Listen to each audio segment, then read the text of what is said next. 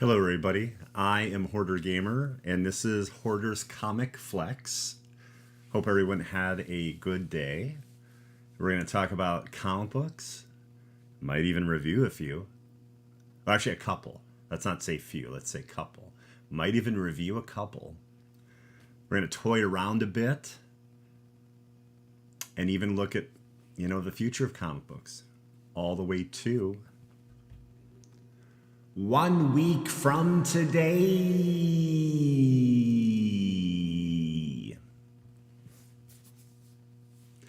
Doom, it's good to see you. So, our first comic book review is going to be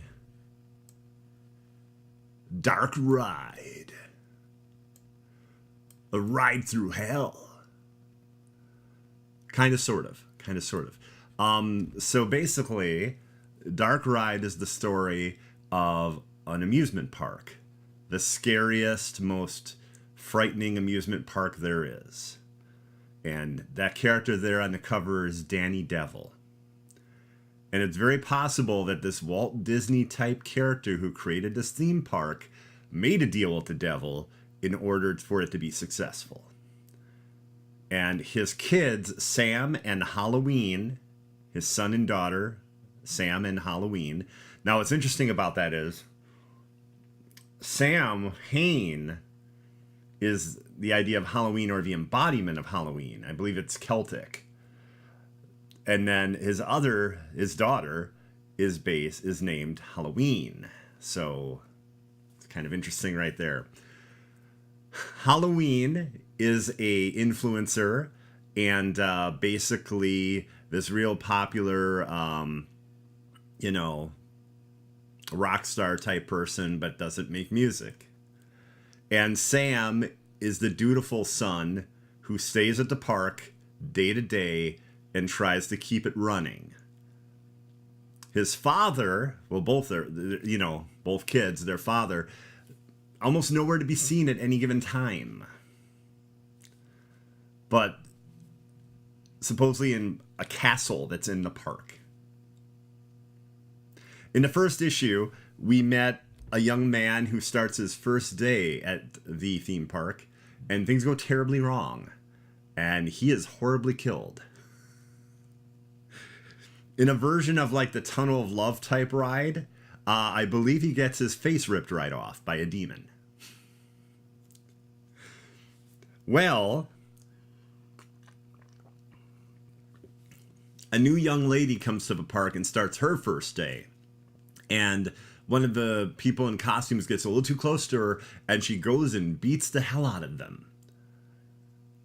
And you're like, well, that's pretty wild. And she's like, oh, I just don't like people that get that close to me. You find out that this is the young kid's sister. And she's there to find out what happened to her brother. So that's very interesting. And she's ready to delve into whatever mystery, what occurred, because all she knows is her young brother is dead. So you have this whole, almost, not a fight, but like a battle of wills between Halloween and Sam, the siblings. And then you also have this person that comes to the theme park in order to find out what happened to their brother. So I think it's really good. Issue 1 was just an awesome ride, for lack of a better word. It set up characters, and there are a lot of cool things going on. This is a good issue, don't get me wrong, but it doesn't hit me as hard as issue 1 did. Although the idea of, a dude's sister coming to see what happened to her brother, that's really good. And I feel that's going to pay off dividends in the story arc. Also, too, some funny things, like they no longer want to market anything with the devil. They want to steer clear from that, but that's not what the family wants to do. And they tried to get a animated series off the ground, but they're like, yeah, if the devil's in it, though, we just can't. And then they were upset, too, that the patriarch, the head of the actual family, was not there at this meeting about the animated series. How you doing, Xbox Live Mike? But yeah, I think Dark Ride is good. This is the second issue. First one is fantastic. This one is very good, just not as good as the first one. But I think this is a good series. If you're a fan of horror and you like a little bit of comedy with that horror, like something on the line of like watching the show Chucky, I think you'd really dig this. Also, the design of the rides, the theme park mascots are fantastic. They're really good. Such as, you know, Danny Devil right there on the cover. And I'm going to send Dark Ride issue 2, the cover art anyway, straight to hell. Not because it was bad, but, you know, it's about an infernal theme park. So sending it to hell seems to, you know, make sense. Okay, everybody. We're going to talk about video gaming. We're going to talk a little bit about Gotham Knights. Now, not that I want you to go check the previous episodes, but, you know, feel free if you want to. Last week we had my first video game review. I actually reviewed Gotham Knights. I gave it an 8 out of 10, and I explained why. The week before, we had a Gotham Knights and, like, DC comic extravaganza. Like, it was all basically about the Bat family and different DC books and the Gotham Knights comic book as well as the video game. That was 2 weeks ago. So there's that episode. Now, and I actually did a TikTok about this, I got the Gotham Knights Collector's Compendium. A lot of people don't even know this book exists. So, what is this? This is from Brady Games, and this is actually Inside Editions, but apparently it's related to Brady Games. And it is a strategy guide / art book for the game Gotham Knights. If you want to see the cover, it's gorgeous. It looks like it's marble, the front and back. And on the front, it's hard to see it, I apologize, but there's an inscription of the owl symbol. So there's an owl symbol on the front, and then on the back it says Gotham Knights in kind of this like raised, it's hard to say exactly how they did it, but it's really awesome looking. Anyway, page 19 of this tome. Page 19. Something rather interesting in page 19. Again, that I think a lot of people didn't know, and again, I did a TikTok about it, like I think 2 days ago.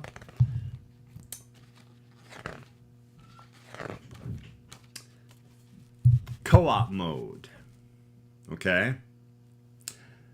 So first thing they mention, of course, is the Heroic Assault, which is basically the raid. It's going to be in northern Gotham, the book mentions, as well as basically you will take a raid case in order to start it and to understand where it's located. So based on that wording, it honestly sounds like there could be more than one raid for this game. Okay? And then we have Villain Showdown. This is the big part, everybody. Requirement: defeat a boss in a villain case file. Each time a villain is defeated, a related item is placed on the shelves at the base of the stairs in Belfry. So if you played the game, you've seen that when you've taken on like the mini bosses and the other actual bosses in the game. Here we go, though. Here's a little bit of new insight. Interact with one of those items to launch a showdown with a selected boss to replay boss battles. The bosses get tougher with every subsequent fight, so come appropriately equipped and prepared. Villains increase in level and stats, and they gain new attacks and resistances. This is all on page 19 of this book. And if that's not enough, they show Mr. Freeze and a silhouette of somebody else. And I've looked at the other pictures of the knights. I don't think that's one of the knights. That could conceivably be a secret villain for this mode. I don't know for sure. Don't quote me on that. But again, I looked at many different pictures of the Gotham Knights, and I couldn't see any that quite fit that look. Like, it's close, to Nightwing, but not quite. We know from the marketing that Two-Face was supposedly in the game at some point, or should have been. There's a whole thing where, like, one of the ads or one of the things that WB Montreal put out was like face Two-Face. But it's not like face to face, it's face and then the name Two-Face. So I don't know. It could be a different version of him. I'm not sure. But yeah, I definitely thought we should bring that up because a lot of people don't know about it. And I thought that was really cool. What is everybody hoping for DLC from this game?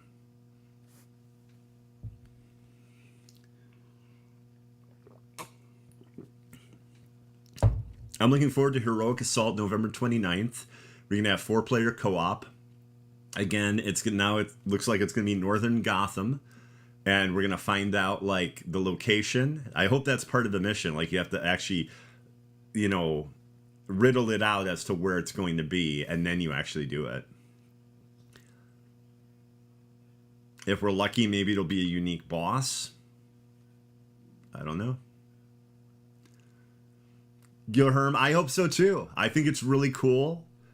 I'm looking forward to it, definitely. Especially, like, getting my characters together. Right now I'm really focusing on Batgirl and Red Hood.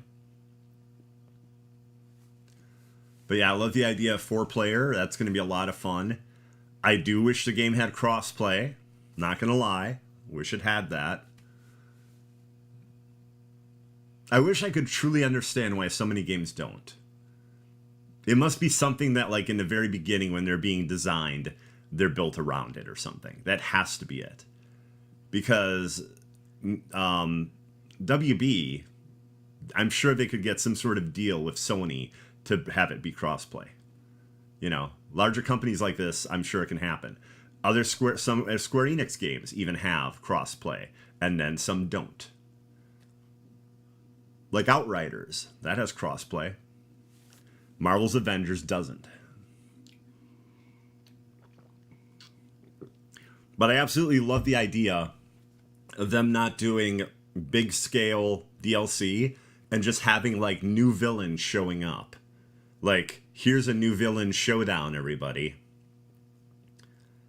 Here's a new Heroic Assault. And what's stopping them from taking, let's say, a quadrant, right, of Gotham and basically putting a wall around it and letting 4 of us go and fight crime? Now, you might have to change some of the rules of the way the enemies spawn and things like that. I would totally get that. But, like, I think the big issue is with the full-size Gotham, there's no way they could do 4-player co-op.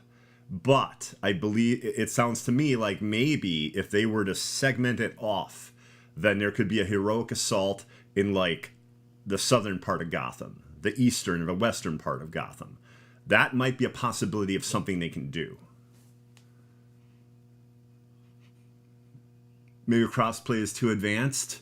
I don't know. I don't think so. I'm honestly not sure. I find it fascinating that the original idea for the game was at one point a game as a service and it doesn't have crossplay. Because if a game was going to be at one point a game as a service, you would think that it had to be crossplay initially.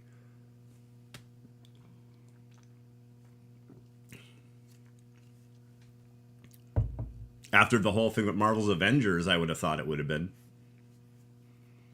I thought other companies would be like, oh, they should probably have crossplay. Now, see, right now we don't even know, is Suicide Squad Kills the Justice League going to have crossplay? We don't know. We can't be certain. But yeah, I would love the idea of new villains just coming to Gotham, setting up shop, and us having to face them. Maybe the villain has a faction of enemies and we have to take on a certain amount of them, and then the villain shows up. I would like that a lot more than one 3 or 4 hour story campaign.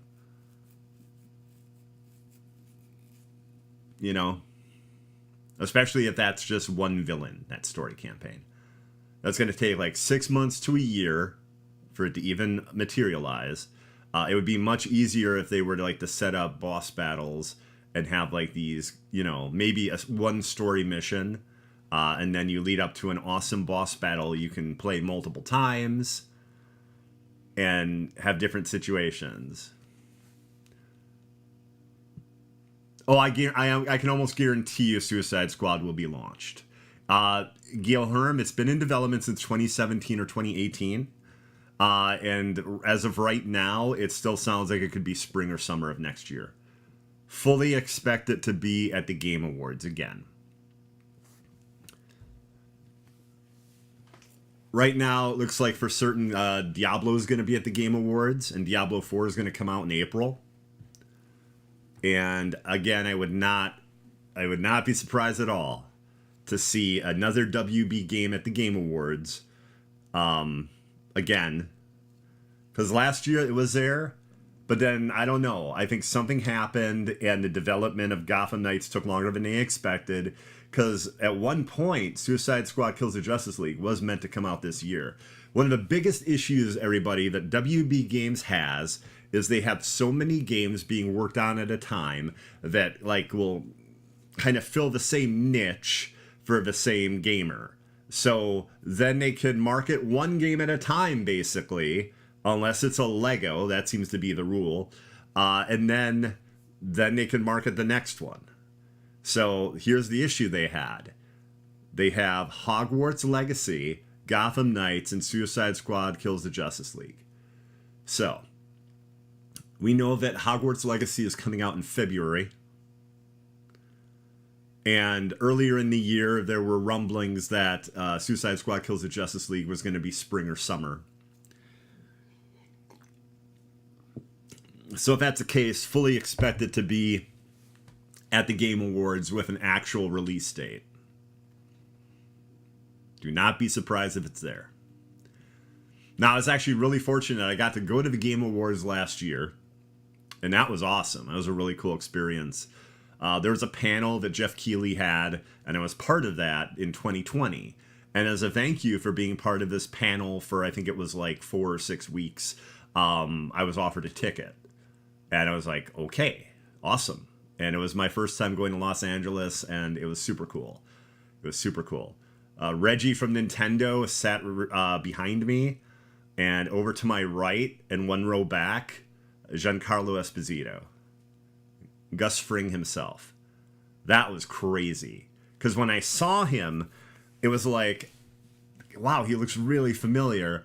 And then it's like, oh my God, that's Moff Gideon. That's Gustavo Fring.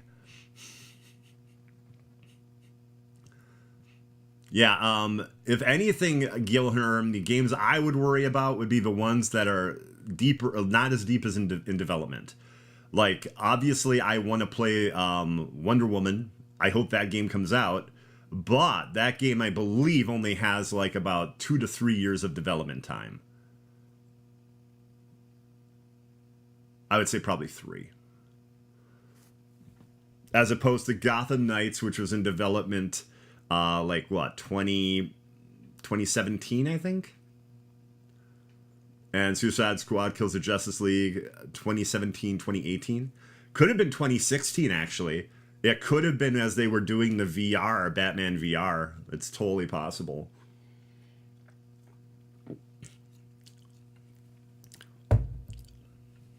But yeah, they've been making some interesting decisions at WB, haven't they?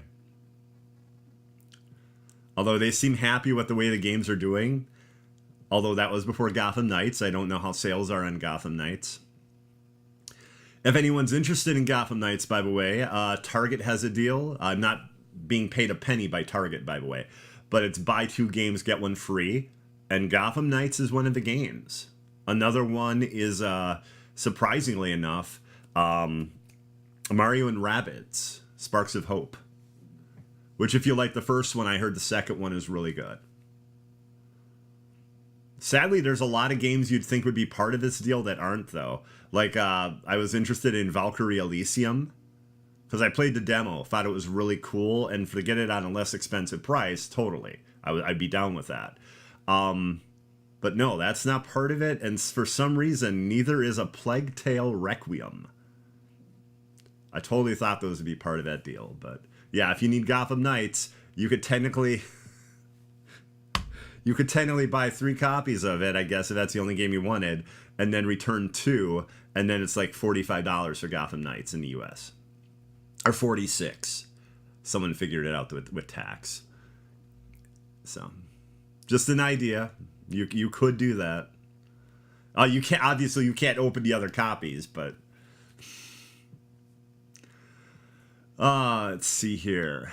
We talked a bit about Gotham Knights. Oh yeah, April 23rd is supposedly the release date of Diablo 4. I've been enjoying Diablo 2 off stream and on stream on my Twitch stream, twitch.tv/Hoardergamer. And I'm really looking forward to Diablo 4, especially its endgame. It's going to have a very robust endgame, not just seasons like Diablo 3 has. Apparently, like, story drops and things like that, and then just a lot of really cool things because they're going to have a huge amount of people that are going to be working on endgame content at all time for it.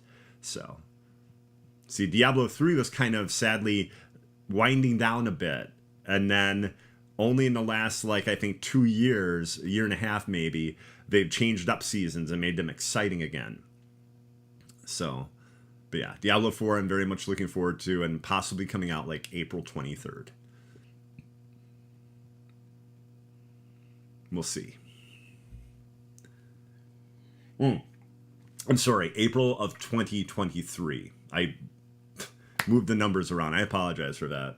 Not an exact date. April of 2023. I'm pretty close to a good date, though. Let's see. I don't think we really have a lot of other gaming news.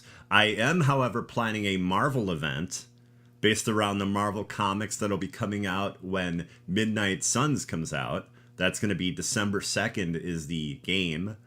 And, let's see. Anyone off the top of your head, or do you know December 2nd, is that a Tuesday?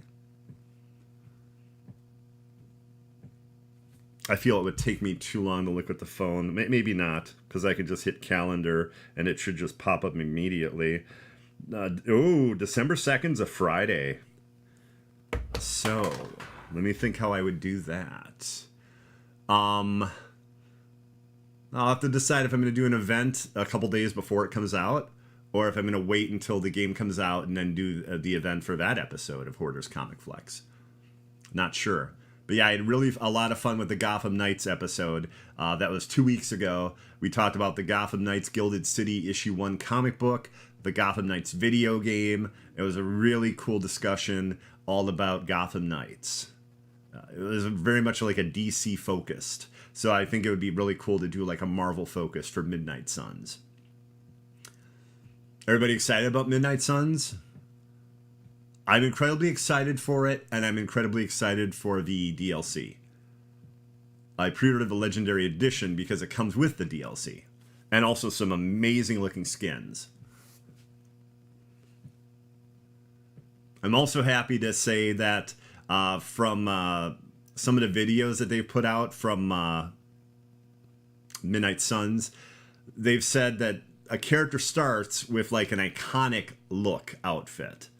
So if you're not a huge fan of these redesigns that Midnight Suns has, apparently when you first get the character, they're going to have an outfit that you're going to dig, that you're going to think is really cool. That's, you know, what you're expecting the character to actually wear. So I feel that some of the like golden and shiny outfits look great on the characters, and some I would just prefer a more iconic look. So I really hope, though, that Deadpool has the little wizard hat. Has anyone seen that? They're making it look like his outfit, his Midnight Suns outfit, has like a freaking wizard hat.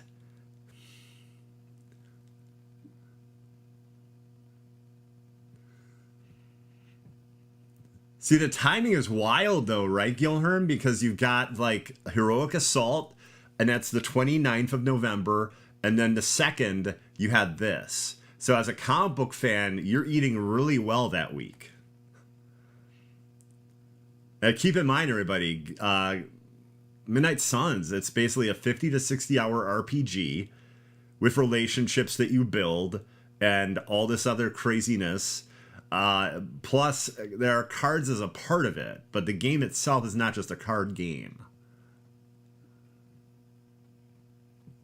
But yeah, I'm very much looking forward to it. Also, the horror aspect of Marvel in gaming does not get a lot. It's usually like the enemies are Hydra or AIM. It's usually not supernatural villains. So that's nice to see. I like that a lot.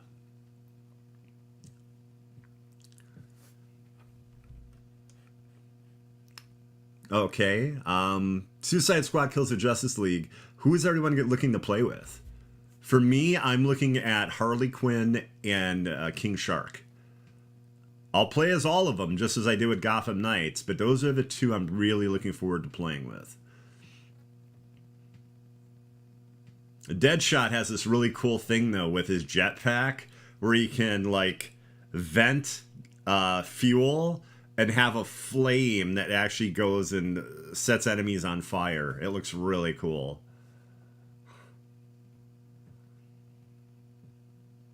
But yeah, I'm really excited for that Rocksteady game, and as they've talked about it, like, full exploration like you get in a really good Rocksteady game like the Arkham games, plus, you know, excellent combat. That's what they're known for.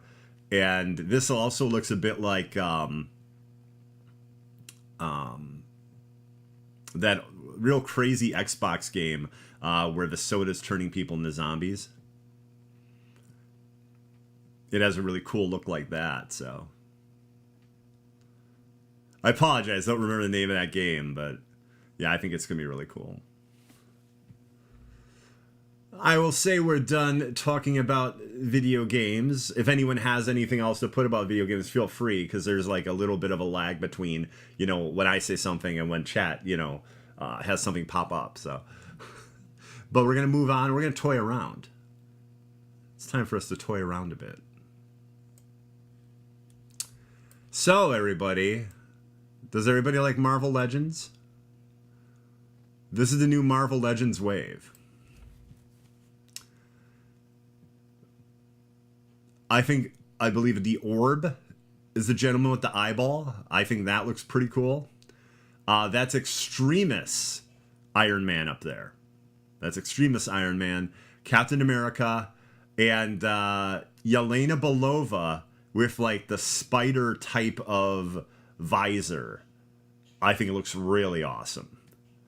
So this wave, for me, I would probably get Yelena Belova, maybe Extremis Iron Man, but for sure Yelena. I don't know about the rest. Puff Adder is a character that you get to build by getting the entire wave. But yeah, I definitely wanted to show everybody this. Let's see if I can make the picture bigger. There we go. But yeah, I think that's a cool Yelena Belova.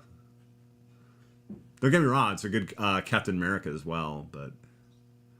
oh, I almost forgot to say, Baron Strucker. The insane comic book version of Baron Strucker. Not the MCU version. Right there. And I believe that's Wonder Man. Right there. But yeah, I think it's a pretty good...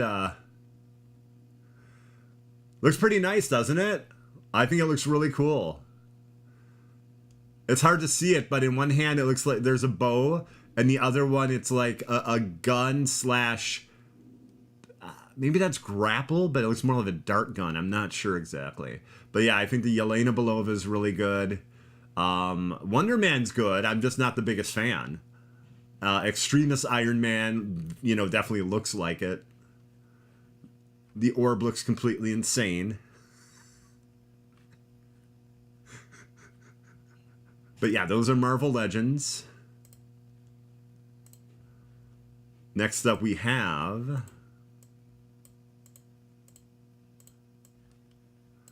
Holiday Optimus Prime.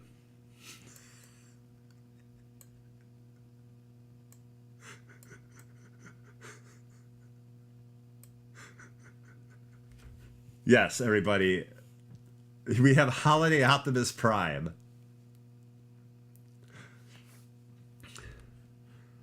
And I think it's the Matrix of Yuletide or something like that he comes with, not the Matrix of Leadership. The gun looks like a candy cane. I just had to show everybody this. I do not plan on getting this, but I was just like, this is absurd. Look at the coloring.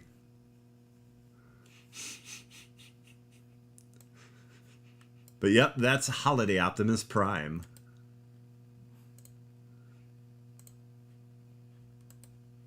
Let's see here. Oh. One second, tried to remove it and it acted weirdly. There we go. This is really cool. I think it's a little too expensive though. This is a Target exclusive. It might be available in Hasbro Pulse. I'm not sure. People seem to think it is going to be, but I couldn't find any info on it. It was going to come out today, but it got pushed back to next week. This is in the original Kenner colors, and it's a really good sculpt on Boba Fett. This is in the 3 3/4 inch line.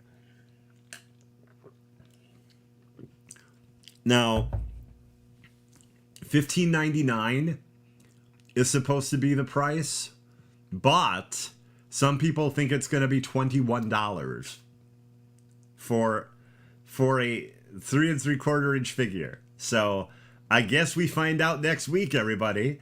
They were like 12, but then everything went up. So I guess because, you know, fuel is used in making these toys, and I don't know. I think it looks nice, though. I think the sculpting is really good. I think the coloring is really good. Aren't Target exclusives hard to get? Yes, but it's possible that they will be available on Hasbro Pulse as well. They might have a shared exclusive. I'm not sure. But yeah, I thought it was pretty nice, and the coloring is really cool. I'm going to send Boba Fett back to a galaxy far, far away. And everybody, if you have $260, you can have Black Panther.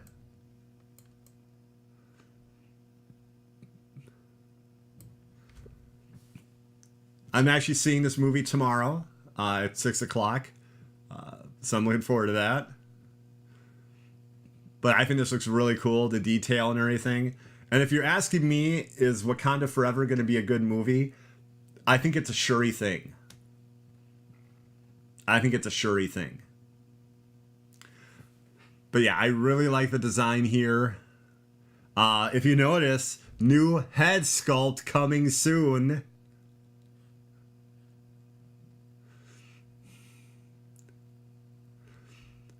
What do you mean spoilers? There's the outfit right there. Also, if it somehow turns out not to be Shuri, I'll be amazed. Because her symbol's right there. The symbol that she had in the other movie is right there. On the top of the head, above the eyes. That was like the symbol or like marking that she had. So. Oh, awesome, Gilherm. Yeah, I'm looking forward to it. The spear is suspect. That is true. That is true. For Shuri, that would be interesting for her to have this spear. Yeah. You're right about that. But yeah, that's the marking that she has. Like, so I thought Nakia would be a good choice. Okoye or Nakia, I thought would have been great choices. But I mean, I'm pretty sure it's going to be Shuri. And as the price of these things go, $260 for Hot Toys is not that bad. In fact, it's less than a lot of the Hot Toys are. But yeah, I think it's cool. I wanted to show everybody right here. Wakanda Forever, Black Panther. 1/6 scale, so it's about 12 inches tall. And this company is known for like just insane detail, just absurd detail. Yeah, I was going to go with Xbox Live Mike, actually, who's in chat right now. But Mike is actually in LA and needed to find somebody to use the tickets because they were pre-ordered. And luckily, my friend Barry Kirmingham is able to join me. So Barry and I will be seeing it tomorrow. I love the first Black Panther. I might even watch it tonight or tomorrow afternoon early. Everybody, we're done toying around. At least for this week, we are done toying around. Now, we are going to take a trip to the future, everybody. The future all the way to 1 week from today.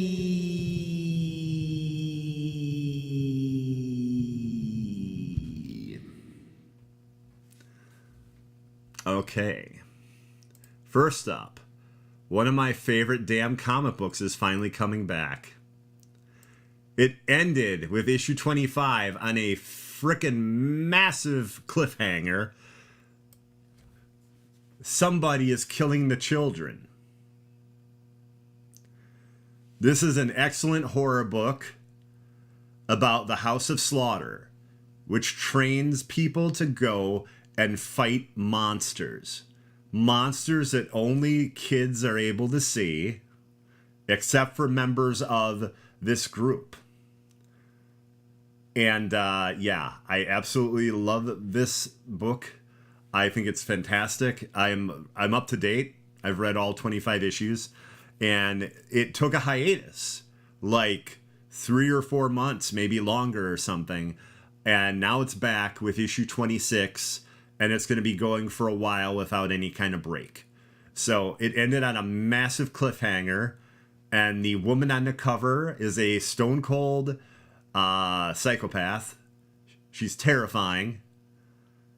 And I believe that doll has a monster in it. Because every member of the House of Slaughter has basically taken the monster that they faced at first and put it into something that they keep. It's pretty screwed up stuff. But it's a really good horror book. And I would not be surprised if it becomes a TV series or a movie soon. Something is Killing the Children is really good. And man, that title, how does the title, Something is Killing the Children, not interest somebody, especially if they like horror? But yeah, I really like this book a lot, so I definitely had to talk about it because it's coming back next week with issue 26.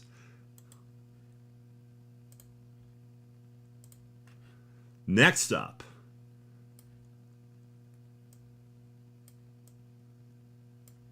Mark Russell is an excellent comic book writer. Really good. Did a really awesome Snaggletooth series and a Flintstone series, which basically turned the properties on their head. Like, it's not like when someone just decides to like, oh, we're going to do comics based on this like Hanna-Barbera cartoon or something. No. Looked at all these fascinating concepts and ideas. Just is really, really good. He's got a Blade one-shot coming out next week. And look at that amazing cover. Blade Vampire Nation. So I'm definitely picking this up. I might review it. I don't know how big it's going to be. When you see one of the other books we're going to be talking about, you'll see that maybe I can't do 2 big books for reviews next week. But yeah, Blade Vampire Nation, I'm definitely picking up. I'm looking forward to it. And I think that Mr. Russell is going to just, do an amazing job with Blade.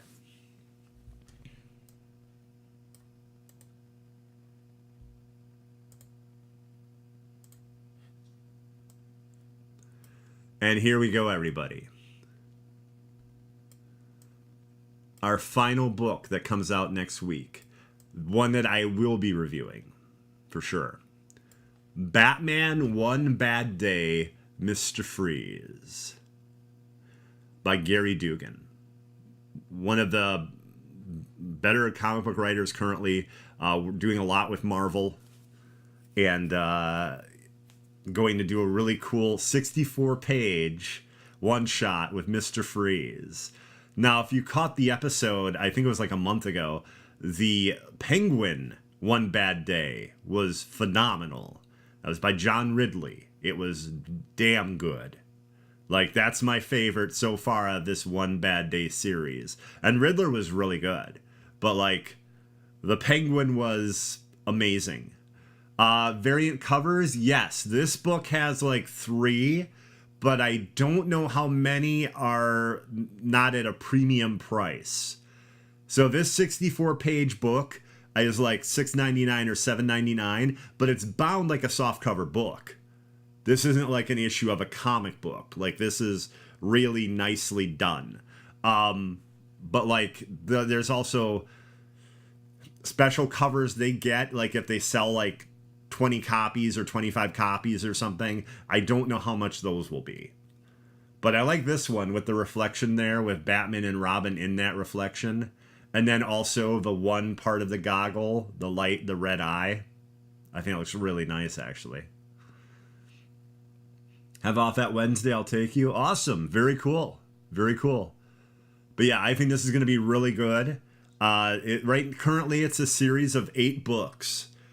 Each villain getting one bad day. And like I said, the Penguin was phenomenal. I honestly think that Penguin book, man, that should be up for, like, awards this year. I'd have to see exactly what award that would be. I don't know if it would be Newbery. I'm not sure. But I know there's a number of different awards that go to the comic book for writing and art. And that Penguin One Bad Day was excellent. Freaking excellent. One of the best stories with Penguin I've read. And I'll be putting this book back into deep freeze until next week.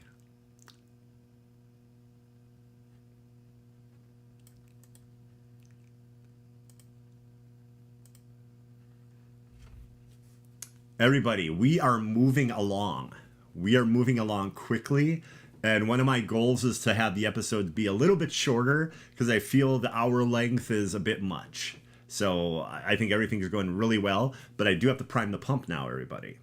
I have to see if anyone has any questions, any suggestions, books they want me to cover, toy lines they want me to talk about, things like that. So priming the pump, and we're going to go into our final review of the night. Fantastic Four. Wait for it. Number 1. They started the numbering over again. Dave Pepose actually did a really good 2-issue series that was a homage to the movie Die Hard. And it was with the Invisible Woman in the Baxter Building during a ransom. It was really well done. It was 2 issues. It was a lot of fun. And I was taking off basically after Dan Slott ended his long run on Fantastic Four. I believe he was on it for like 3 years. I'd have to check, though. Anyway, look at that Alex Ross cover. Gorgeous. I love that cover. Very good book. It's one of those books where the final page gets your jaw just to drop. Not unhinged like a snake, just drop. And basically, this is like a Twilight Zone episode where, for some reason, this small town is stuck in a time loop. And Ben and his wife go to this small town, and they're trying to figure out the mystery of what's going on.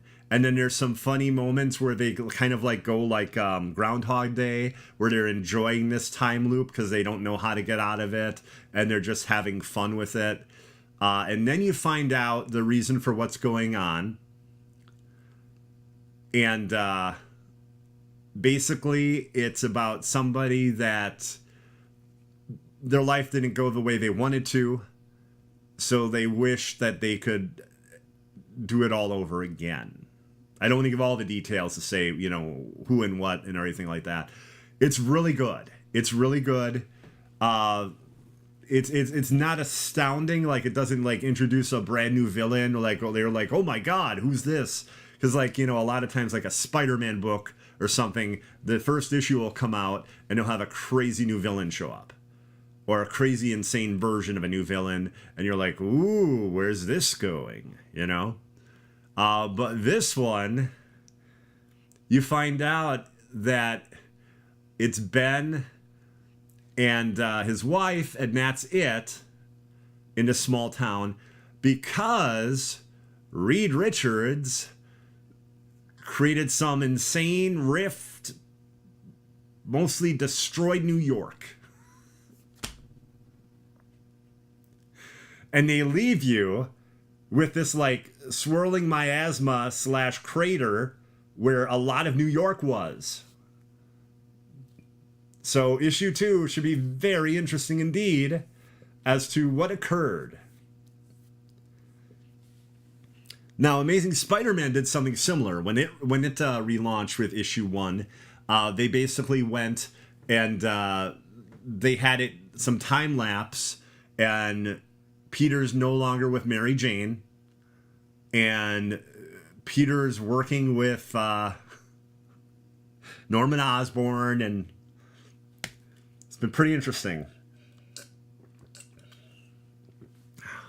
But yeah, I think this is really good. If you're a fan of the Fantastic Four, it's all about getting back to the family. It's about getting back to the fact that they're adventurers and that the book is meant to be fun. Don't get me wrong, Dan Slott did a really good job at that because the comedy was excellent in Dan Slott's run. And it could go from hilarious to really frightening when, like, you know, Doom would show up. And Doom was actually given a really amusing storyline and during Dan Slott's run as well. So,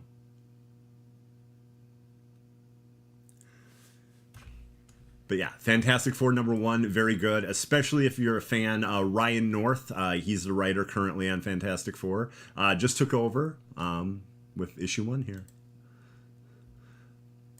And I believe it's a series of Alex Ross covers. I think it's like issues 1 and 2 for sure, Alex Ross covers. I don't know how many, but yeah, really impressive stuff. Really like that a lot.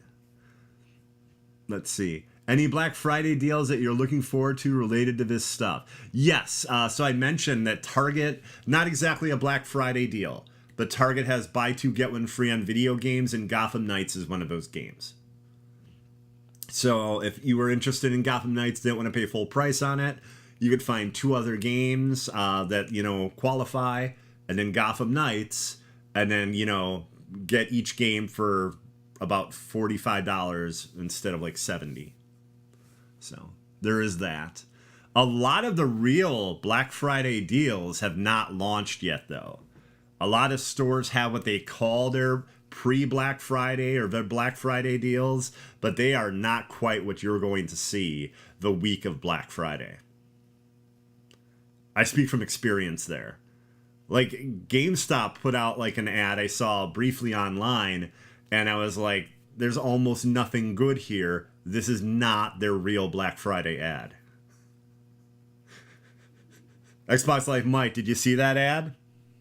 I think it was Shinobi that put it up, or Wario64. It was on Twitter. But I was like, yeah, there's like not much here.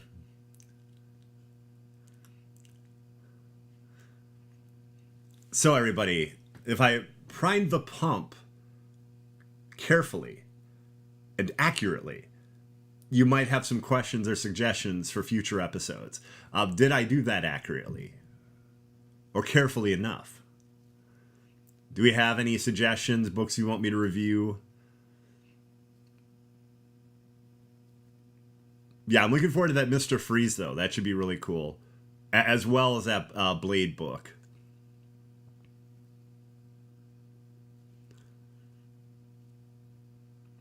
And yeah, Something is Killing the Children is one of my favorite current reads. Like I'm paring down and getting rid of some of the books I currently get. Not that one. Not Something is Killing the Children. The Quarry for 20. That's an insane deal. I thought when I looked it was more like 40. I don't recall it being 20. Quarry is a really good game, everybody. Really good horror game from the makers of Until Dawn. And it's that same, like, amount of budget that Until Dawn had. That looks phenomenal. Like, Devil Inside is coming out from that same company, but it's not the same team and not the same level of budget. Devil Inside, I think, is going to be really cool, especially because I believe her name is Jessie Buckley. Phenomenal Irish actress. She's in this. Like, we're talking about an actress that's probably going to be getting the Academy Award. That's how good this actress is. She was also in season 4 of Fargo and played a very frightening character. What comic that isn't a game would you like to be a game? Well, I mean, I'm absolutely thrilled we're getting Captain America and Black Panther. That's going to be awesome. The one that takes place, I believe, in like the 40s. I really wanted an excellent Black Panther game, and that's coming, so I like that. There's a rumor about a Doctor Strange game. That blows my mind. A AAA Doctor Strange game, how they're going to implement magic, sling rings, and all that, I have no clue. The amount of awesome villains they could have in there, phenomenal. Is it open world? Is it scripted? Is Wong in there? Are other magic users like Clea? Is Clea going to be in it? There's going to be some crazy... Well, if it's real. I don't know if we know if it's real yet. Is it going to be like Steven and Clea? I don't know. But yeah, that would be that's way up there. I would absolutely love another Hulk Ultimate Destruction. That was a phenomenal PS2 era, I believe, and Xbox era, I think. I think it was PS2 and Xbox. The game was amazing. You can make like boxing gloves out of vehicles, and you would like attack buildings like the game Rampage. I don't think you could actually like get them to fall down, but it was a neat game. If you haven't played that, everybody, it was really cool. It might be available on Steam. I'm not sure. Somehow some of those games are and some aren't. Doctor Strange game made by the people that did Ratchet and Clank. That would be astounding. Wow. I would also love a full Venom game. If Venom got a full game, that would be amazing. And have it be the King in Black story arc. Get Donny Cates on it. Wow. That could be an astounding game. Just... Yeah, that would be amazing. Because then you could also, like, have this stuff with Carnage and stuff, too. And have that, like, story arc as part of it. Yeah, that'd be awesome.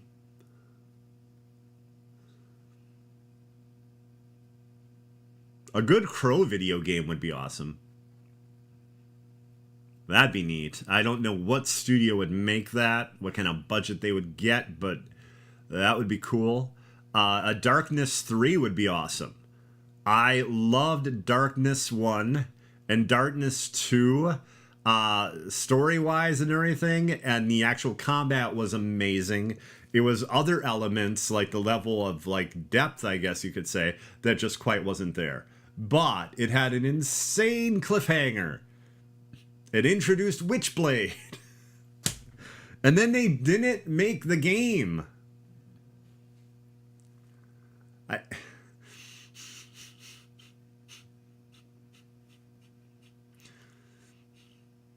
A Hulk game like Crackdown, yeah, that'd be great. That'd be awesome. I feel that with any Marvel or DC game, you need to have a AAA budget.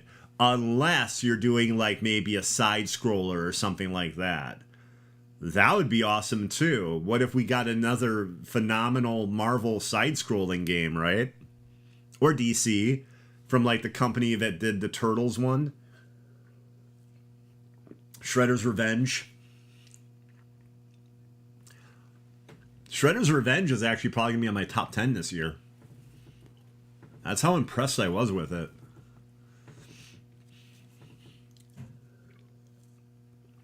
It's just something I can't constantly play over and over. I'll probably play it again later this year, but it's really good. I got to be in the mood for that type of a beat 'em up.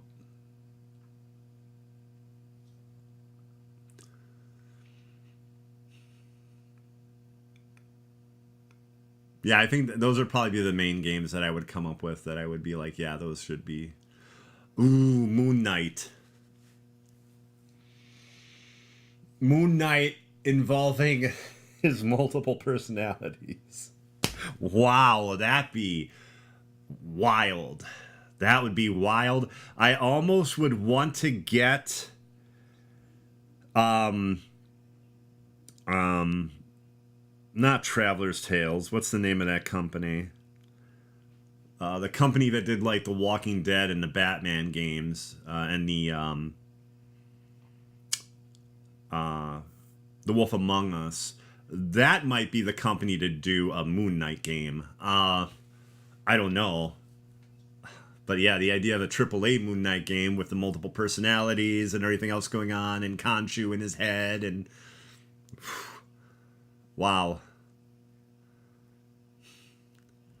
I'd love to see Insomniac make that. I think it would be really awesome if another Sony studio ended up doing, Marvel games as well. Because it kind of seems like Sony is getting a lot of the exclusives. So, like the Iron Man game, that should be awesome. Probably in 2024, 2025. Kojima would make a good Moon Knight. Yes, Kojima would. But that would be like, what's the chance of Marvel or DC being like, hey, Hideo Kojima, we want you to do this superhero game, and then Hideo Kojima being like, okay, and then them coming to an agreement. Like, what's the chance of that? Like, I don't know. He's kind of an auteur, It's his vision. It's his baby, right? So, like, I don't know how he plays with other people's toys. We'll say that. Or if he would want to. Metal Gear was his baby. Death Stranding, his baby.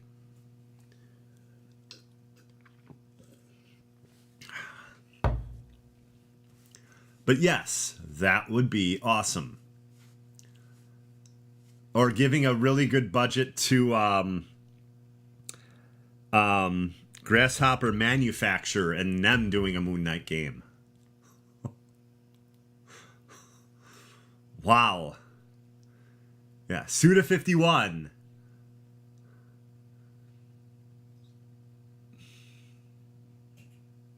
Actually, I think I just confused names there. No, I believe Grasshopper is someone. I can't remember. I apologize. No, that is right. Suda51. That is right. Swery. Swery is who I was thinking of. Two amazing Japanese developers that have wild and insane ideas. And sadly, almost never get AAA budgets to realize them.